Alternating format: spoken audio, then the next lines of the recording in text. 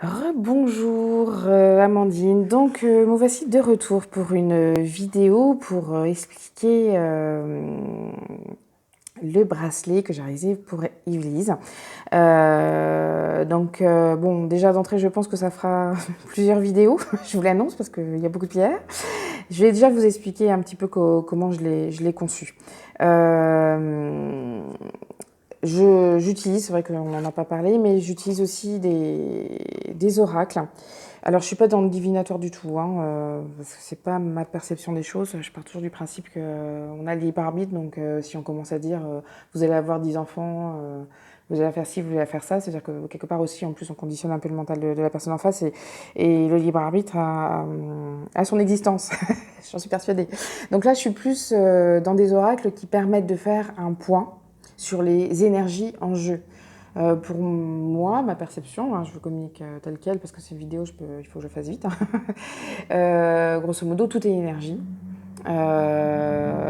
C'est matérialisé ici sous cette forme parce qu'on a une énergie assez basse entre guillemets, donc c'est matérialisé, mais tout est énergie et quelque part on peut interroger ces énergies. Donc ça c'est un peu la pratique qui me l'a montré au fil des années.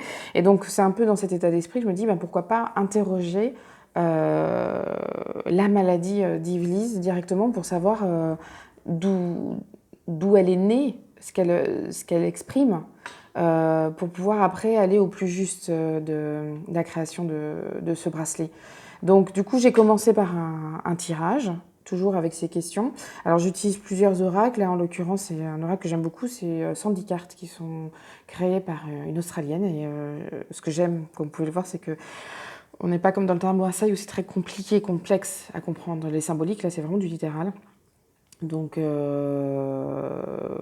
allez avoir mon ressenti, mon explication, mais vous-même, vous pouvez aller aussi peaufiner un petit peu plus loin. Donc l'idée, toujours, hein, c'est que les informations que je transmets, c'est ce que je ressens, voilà, ce que je reçois. Mais après, c'est voir si ça vibre en vous, si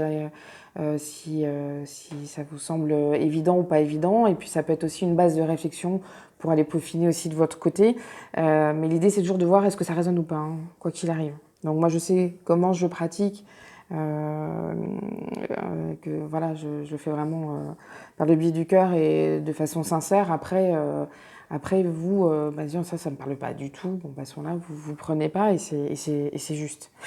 Donc là, on a les premières cartes dont je parlais là. Et après, je travaille aussi avec des cartes lumière que j'aime beaucoup, qui sont créées là pour le coup par une psychothérapeute française qui travaille beaucoup sur les archétypes et elles sont magnifiques.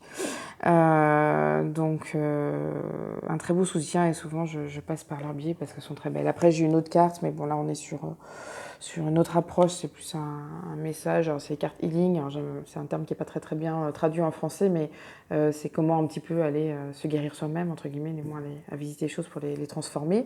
Après j'utilise aussi les lettres hébraïques, ça c'est magnifique, message de l'âme, enfin, il y en a plein d'autres, mais là j'ai fait un tirage par rapport aux cartes qui me chatouillaient à ce moment-là.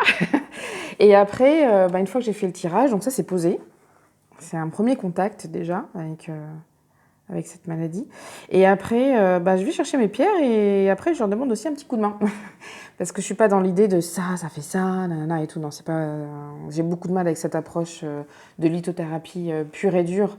C'est-à-dire avec des choses qui sont cataloguées, souvent plus c'est des mots qui sont associés à des pierres, alors que pour moi, c'est à les pratiquer depuis des années, parce que j'ai commencé par des amulettes que vous avez pu voir sur mon stand.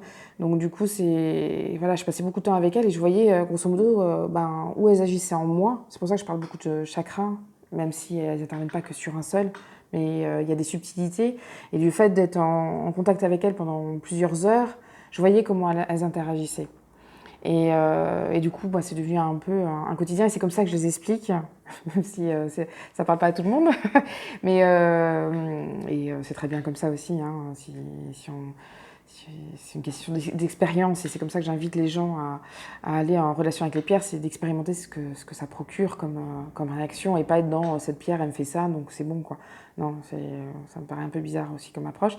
Mais voilà, donc du coup, elles sont venues et c'est toujours intéressant parce que du coup, c'est un peu une visualisation, c'est-à-dire que je les vois qui se présentent à moi au fur et à mesure. Elles sont devant moi et puis ça tilte, voilà.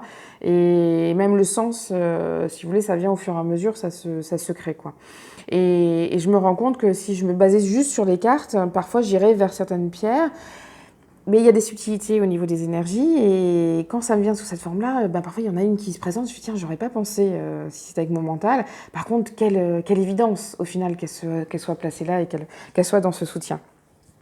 Donc voilà, donc je vais vous parler du bracelet. Après, il va falloir que je fasse une autre vidéo, je pense, parce que c'est un petit peu long et que mon téléphone ne suit pas. Donc là, on va avoir la lépidolite, hein, qui est une très belle pierre violette avec des reflets argent. C'est une pierre qui est très intense et très intéressante. On a des hématites, la larvikite, qui est une très belle pierre avec des reflets gris. Je l'affectionne. C'est une pierre de nouvelle génération, je vous en parlerai. Ce qu'on dit pierre de nouvelle génération, c'est qu'elle revient un peu sur le devant de la scène et souvent elle est liée aux besoins de la société du moment. Celle-ci est assez évidente d'ailleurs dans son interaction. Après, on a un quartz rutile. Alors, c'est un cristal de roche. Hein, et là, vous allez voir, c'est des petites flèches dorées. Très intéressant. La péridote. Pierre verte. Magnifique. Et la rhodochrosite, qui est une pierre rose avec des reflets marron, noirs. Elle est très variée. Alors, je ne sais pas comment je vais procéder parce que du coup, j'ai plus trop de temps. Mais bon, je vais peut-être passer par les cartes, ça va prendre un peu de temps. Voici, allez, on commence. Donc, la première que j'ai tirée, donc là, c'était vraiment la demande, c'est d'aller interroger la maladie d'Ivlis directement en disant comment elle a émergé. Et donc, là, j'avais deux cartes qui sont des cartes qui sont associées. Hein, le jeu est comme ça, on a parfois des cartes à associer. Donc, voilà les deux cartes. Et là, on a donc cette carte une carte qui invite à la clarification, à avoir une vision claire des choses, à ouvrir aussi sa propre vision, à avoir une vue globale des situations. Donc on peut, entre guillemets, l'inverser, ça veut dire que ça peut être aussi l'expression de dire qu'à un moment donné, il y a une grosse confusion entre ce que je pense et ce que j'exprime, ce que je vis, ce que je matérialise.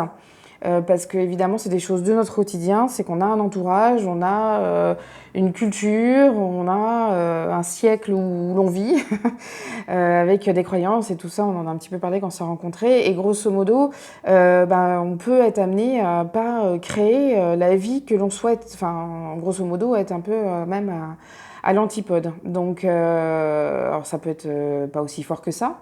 Mais ça peut être aussi de dire, voilà, je me suis oubliée, par exemple, des images, là, j'ai encore enfoncé des portes ouvertes, mais une mère qui va vraiment tout faire pour ses enfants, quitte à s'oublier.